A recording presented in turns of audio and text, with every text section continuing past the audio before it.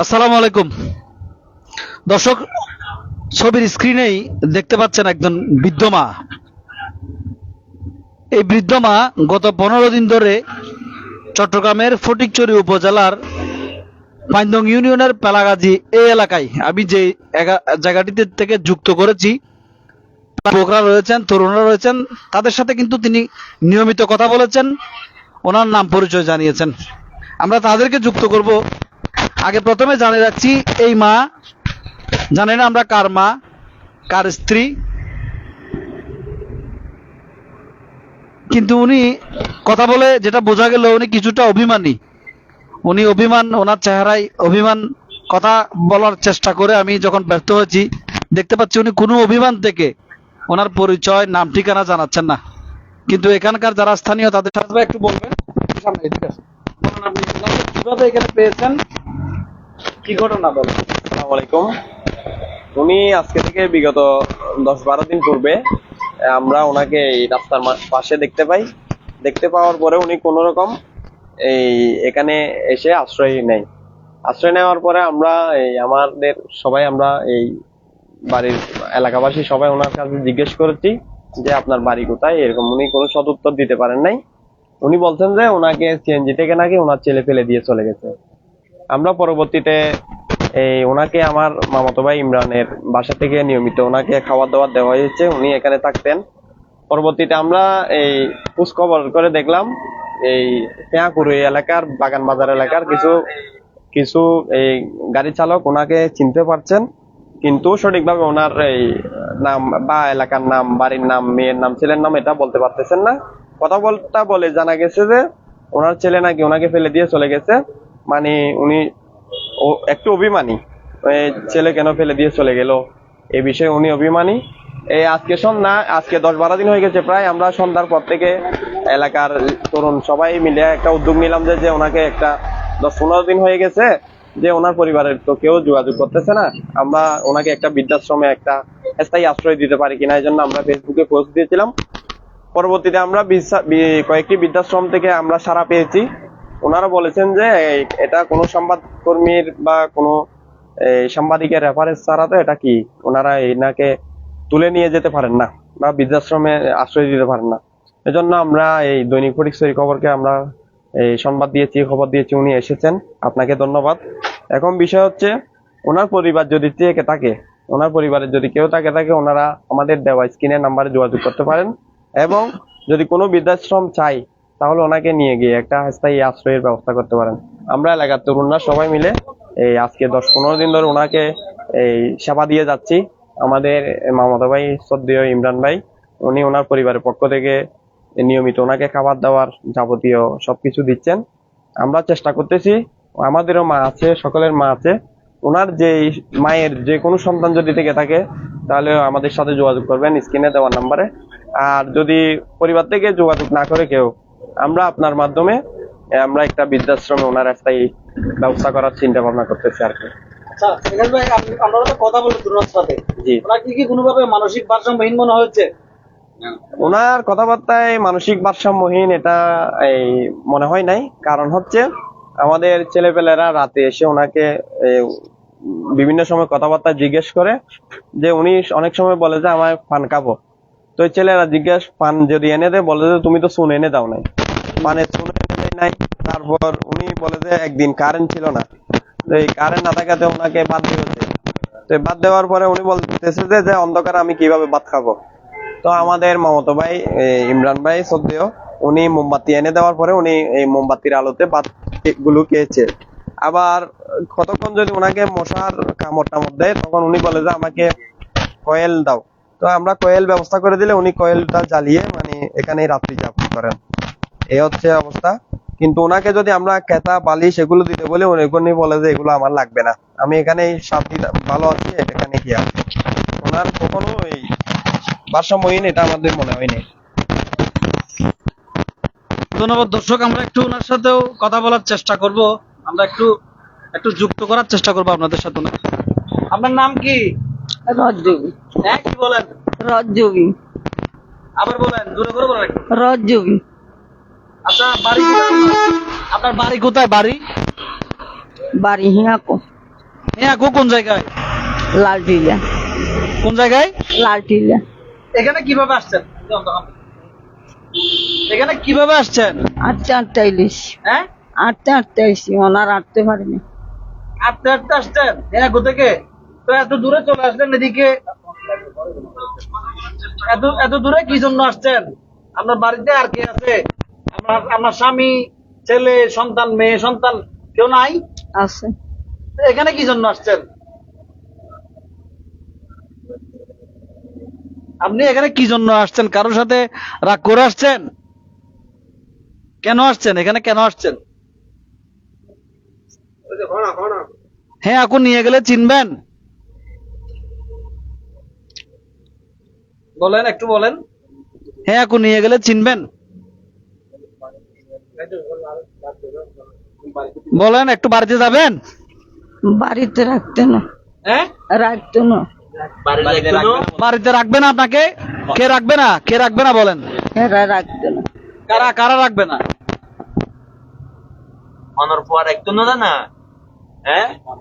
আপনাকে নাম কি?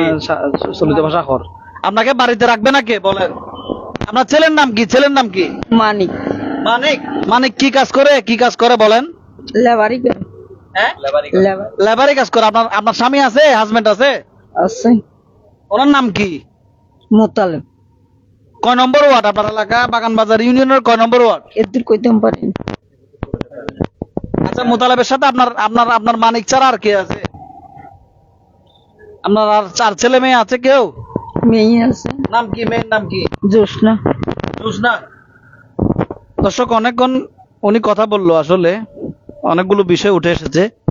ওনার বাড়ি বাগানবাজার ইউনিয়নের কোন জায়গায় বলেছেন আপনারা সরাসরি সংযোগে শুনেছেন। ওনার স্বামীর নাম বলছেন উনি মোতালেব, ওনার ছেলের নাম মানিক এবং মেয়ের নাম জোসনা। কিন্তু উনি বেশ অভিমানী, উনি কথা অনেক চেষ্টা করে ওনার কাছ থেকে আমরা আসলে জানতে পারি উনি বাড়িতে যেতে চাচ্ছে না। উনি বলতেছেন বাড়িতে রাখবে না। ওনার সাথে কথা বলে একেবারে বদ্ধ পাগল যাদেরকে বলে মানসিকভাবে পুরোপুরি ভারসাম্যহীন হয়ে পড়া, সেরকম মানুষ মনে হয়নি। কাপড় চোপড়েও বেশ উনি পরিষ্কার পরিচ্ছন্ন থাকার চেষ্টা করছেন যেটা দেখছি। যদিও বা এখানে ফ্লোরে উনি শুয়ে টুয়ে কোনোভাবে দিন পার করছেন। এখানে আসলে মশার কয়েলও জ্বালানোর কথা তিনি বলেছেন।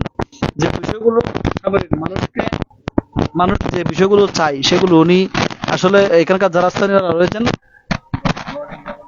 হ্যাঁ ওনারা যারা স্থানীয় রয়েছেন তাদের কাছ থেকে পরিবারের নাম ঠিকানা বলার পরে উনি খাবারে পানি চাচ্ছেন, উনি মশা কামড়ানো থেকে বাঁচার জন্য মশার কয়েল চাচ্ছেন।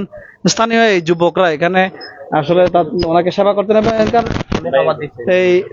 এখানকার এস মুস্তাফা এন্টারপ্রাইজের স্বত্বাধিকারী জনাব ইমরান ভাই, উনি বেশ কদিন ধরে উনি এই মাকে, বৃদ্ধ মাকে উনি আশ্রয় দিয়েছেন বলতে উনি ওনার যেখানে আশ্রয় নিয়েছেন সেখানে উনি খাবার দাবার দিচ্ছেন নিয়মিত করে, চা নাস্তা ভাতের ব্যবস্থা করছেন। আমরা একটু বলেন একটু কিভাবে উনি এখানে আসেন?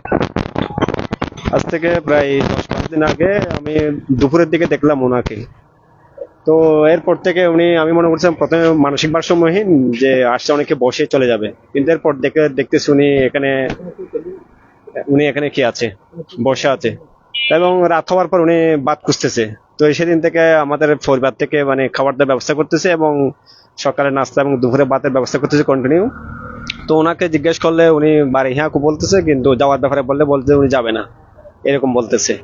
তো আমরা চিন্তা করছি আমাদের প্রতিষ্ঠানের সামনে এবং এরকম নিরাপত্তাহীনতার কারণে উনি রাত্রে কিভাবে থাকবে, সেটার জন্য আমরা আজকে আপনার শরণাপন্ন হলাম।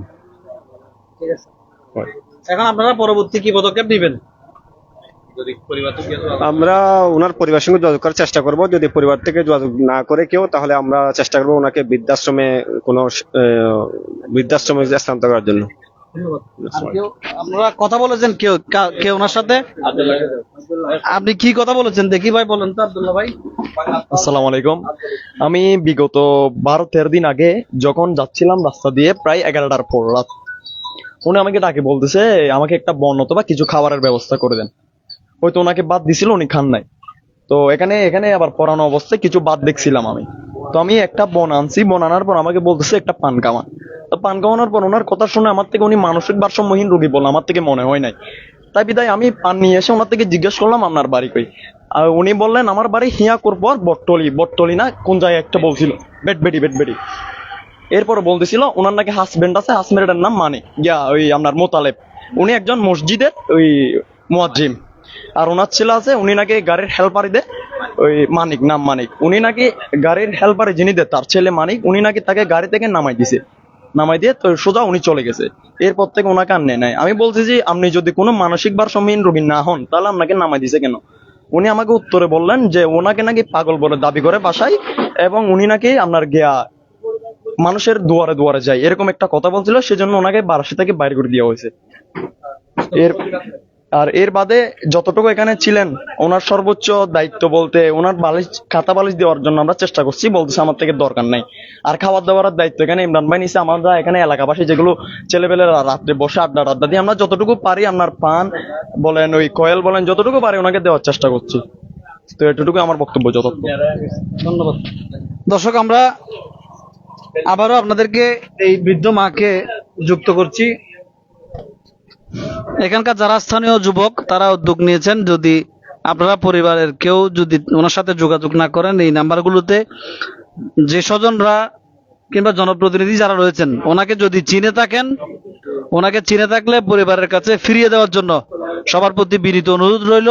এবং যদি চিনে না থাকেন, এখান থেকে যদি নিয়ে যাওয়ার জন্য কেউ না আসেন, তাহলে আসলে এখানকার স্থানীয়রা, এভাবে তো কোনো মানুষ, সুস্থ স্বাভাবিক মানুষ এভাবে জীবনযাপন করতে পারে না। এখানকার স্থানীয় যুবক যারা রয়েছেন, মিনহাজ ভাই সহ যারা রয়েছেন, সবাই মিলে ওনাকে বৃদ্ধাশ্রমে দেওয়ার সিদ্ধান্ত নিয়েছেন। আজকের দিনটি পর্যন্ত উনি এখানে থাকবেন।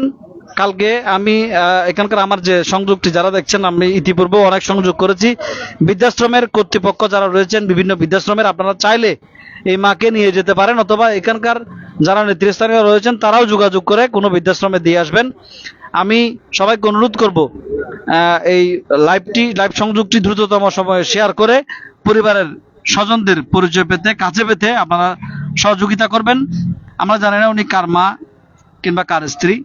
আমরা চাইবো নিশ্চয়ই ওনার পরিবারের কেউ না কেউ আছেন, তারা নিশ্চয়ই এইখানে ওনার সাথে কথা বলে এই জায়গাটিতে আসবেন, এই মা পরিবারের কাছে ফিরে যাবেন। দর্শক, যুক্ত করেছিলাম চট্টগ্রামের ফটিকছড়ির পাইন্দং ইউনিয়নের ফেলাগাজী দিঘি এলাকা থেকে। এখানে প্রত্যক্ষদর্শীদের সাথে, যাদের সাথে কথা বলেছি, যারা এই এলাকার তরুণরা রয়েছে, তারা এটাও জানিয়েছে যে আসলে এই বৃদ্ধ মহিলার সাথে কথা বলে তারা জানতে পেরেছে যে তার সন্তান তাকে গাড়ি থেকে ফেলে চলে গিয়েছে। উনি মানুষের বাড়িতে যাই এই ধরনের অভিযোগ এনে তাকে ফেলে চলে গিয়েছে। এ কথাটি ওনার মুখ থেকে শোনা। আমরা জানি না কোন সন্তানের মা তিনি। যদি এই বিষয়টি সঠিক হয়ে থাকে, তবে এমন অমানবিক আচরণের জন্য নিশ্চয়ই সেই সন্তানকে কোনো না কোনো দিন ভুগতে হবে, সে কথাটিও জানিয়ে রাখছি। প্রকৃতি আমাদের সবাইকে ক্ষমা করুক, এবং আমরা চাইবো কোনো বৃদ্ধাশ্রমের সংশ্লিষ্ট ব্যক্তি কিংবা এই পরিবারের স্বজনরা যারা রয়েছেন তারা দ্রুততম সময়ে মায়ের সন্ধানে এগিয়ে আসবেন। দর্শক, আমি এরিয়াটি একটু দেখাতে চাই। রাতের অন্ধকার। এরিয়াটি হচ্ছে চট্টগ্রামের ফটিকছড়ি উপজেলার ফটিকছড়ি বিবিরহাট সদর থেকে 2 কিলোমিটার, 4 কিলোমিটার না, 1.5 কিলোমিটার উত্তরে বুজপুর যাওয়ার যে সড়ক, সেই সড়কের পাশে ফেলাগাজী দিঘির মোড়েই এস এন্টারপ্রাইজ নামের এই প্রতিষ্ঠানের সামনে এই মহিলা এখানে বসে আছেন। আমরা চাইবো সংশ্লিষ্ট ব্যক্তিরা এই মহিলার সন্ধান পেতে এগিয়ে আসবেন। ধন্যবাদ দর্শক, আপনাদেরকে আবারও অন্য কোনো সংযোগে যুক্ত করব। ততক্ষণ পর্যন্ত ভালো থাকুন, সুস্থ থাকুন।